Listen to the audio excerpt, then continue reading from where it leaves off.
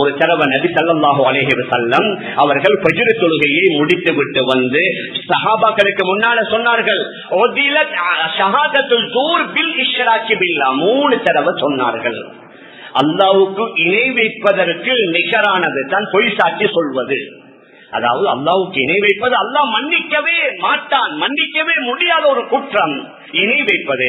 நபி அவர்கள் சொன்னார்கள், இணை வைப்பதற்கு நிகரான ஒரு பாவம் இருக்குது என்று சொன்னா அது ஷஹாதத்துல் ஸூர், அது பொய் சாட்சி.